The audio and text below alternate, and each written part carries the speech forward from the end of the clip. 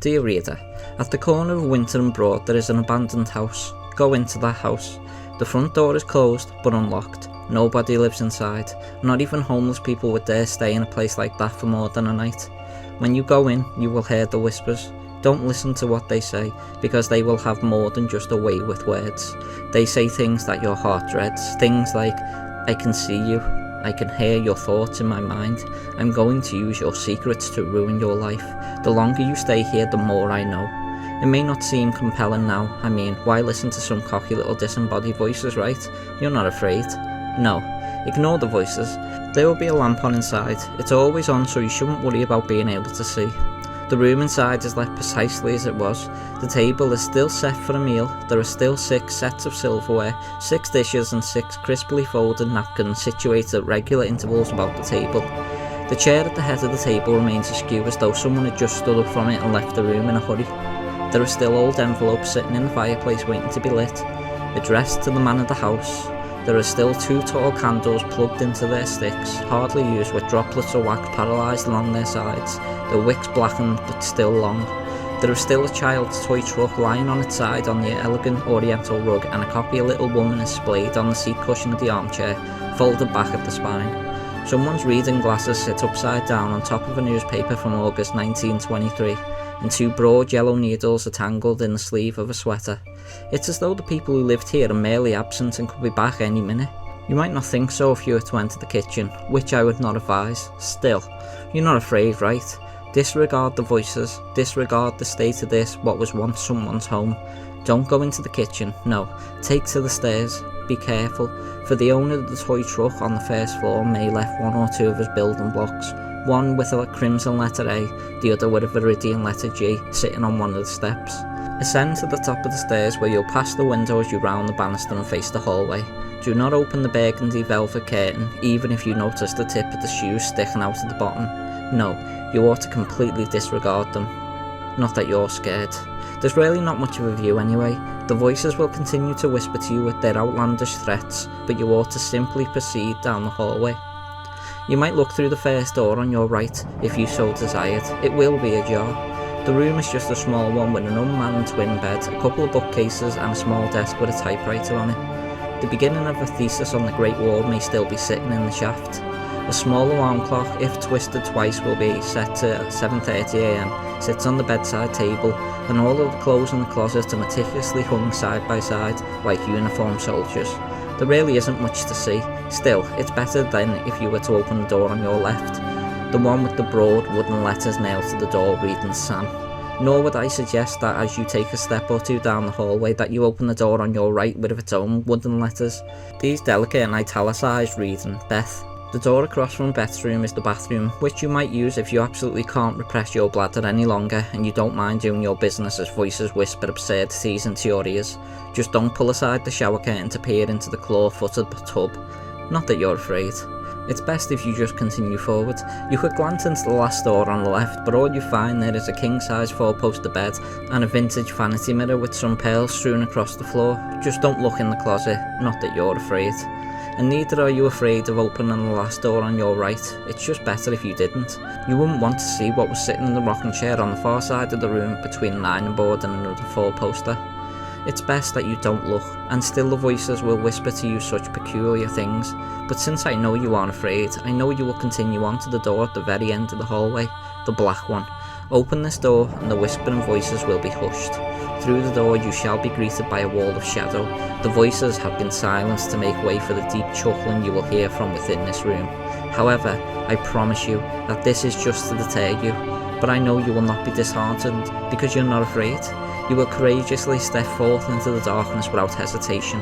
The shaft of light from the hallway will offer you very little breadth of vision, but still you will step onto the first stair, then the second, and then the third. With each progressive step, the chuckle will become more and more audible. At first it will seem to be coming from the top of the stairs, but once you reach it, it will sound as if it is before you. Still, I know you are without fear. You will disregard this voice as you did with all the voices before. The owner of this chuckling voice will always sound as if he is just before you, but truthfully he is just as ethereal as the other voices in the house. At times the voice will be distant, as if he is pacing about the room. At times he'll be so close that if it weren't for the fact that you know your own voice, you might think that you were the chuckler yourself, but still, you're not afraid. Simply ignore the voice. Even as your hands grope through the darkness against the bureaus and boxes, old furniture and toys, you will diligently proceed. At some point your hands may find the waist of a dress form, once owned by the lady of the house. If you follow its delicate shape to the left shoulder, you may find a small chain hanging just above it. Do not pull this chain, it turns on the light. If you do so, the chuckling voice will not remain disembodied, and you don't want to meet the owner. Not that you're afraid. You must carry on through the darkness as you search for the laden box. You know it by its earthly metal chill on your skin. When you do, you may notice the chuckler seems to have regressed to the far side of the room. You must open this box, for inside you shall find the key. As soon as you have it, you may leave the attic. The chuckler will rush up behind you, laughing hysterically, and you must escape the attic before you feel his hands upon you. Do not hesitate to slam the door behind you and use the latch below the doorknob to lock the chuckler inside. When you turn around, you will see that all the doors that were closed are now open, and the shoes below the curtains have disappeared. You have awoken the family, and they are rousing from their beds in each of the 6 rooms that you passed. You must be swift. Close each of the doors as fast as you can, including the first one you saw, locking them as you did the attic. They will pound and kick against the wood of the doors from inside, but they cannot break through. If you accomplish this in time, you have done well. I know you can do it because you are not afraid. Now, you have the key. The dearly departed have been locked in their rooms, and you may proceed downstairs once more. The whispering voices will have returned, but they will be even more adamant than before. They will hiss at you furiously, abandoning their threats and choosing to insult you profanely instead. But you must still ignore them. You have come so far because you are not afraid, and neither are you afraid now. When you return downstairs, you ought to go into the kitchen. There is nothing to be found there now. You have locked her upstairs in her room. On the far side you will see a door, identical to the one through which you discovered the attic. Through it you shall discover stairs going downwards. The light switch shall be to your left, and you may turn it on because there is no chuckler in the cellar. Enter and close the door behind you. You must follow the stairs down and cross to the far side of the room. There isn't much in the cellar, some shovels, a rake and other gardening tools mostly. The floor is even earthen and there is a bulkhead leading out. This is your exit, but it is not an old one.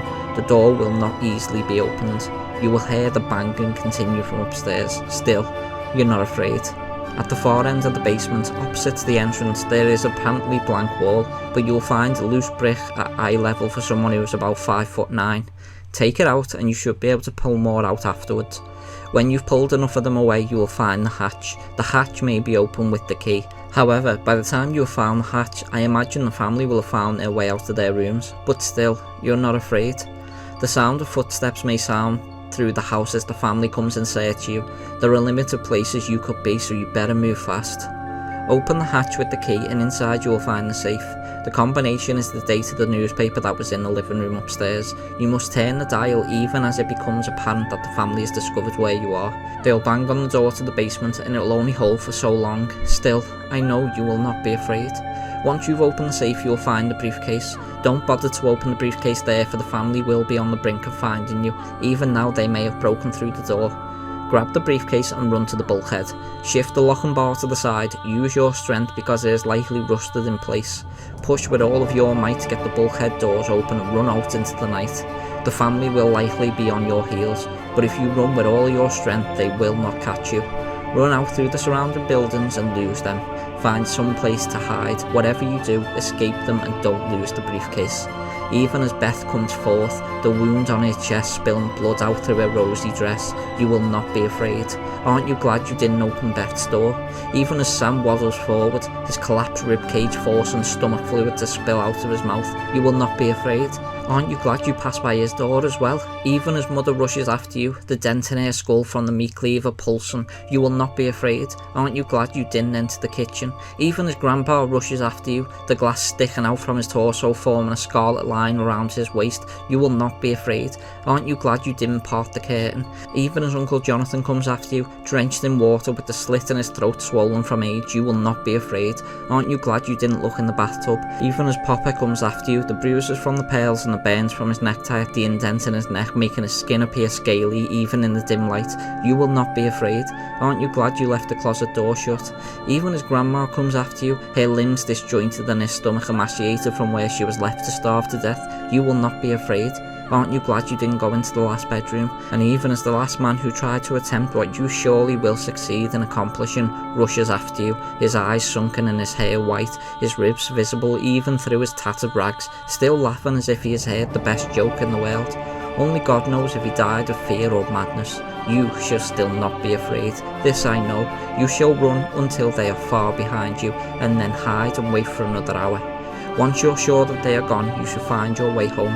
I know you can accomplish this because you're not afraid. At home, you ought to open the briefcase. You will find that it also has a combination lock, but this is simply the address of the house. If you didn't think to look, you may need to return to the house the following night. I know you would do that because you're not afraid. Once you've found the address and you open up the briefcase, you will find what I have sent you to look for and the reason for all your trouble. It's the deed to the house. The city cannot demolish the house without this document. Be careful with it as it is over 100 years old. Bring it to the city and have them demolish the house. Once and for all, my family will be able to rest, and maybe this will be adequate repentance for what I did to them all those years ago. If you do get to the city to demolish that house, my family's bodies will be interred in the rubble, finally at peace. If not, you left the front door unlocked, didn't you? God forbid someone else enter that house by chance, but that doesn't have anything to do with you, and anyways, they have nothing to fear, right?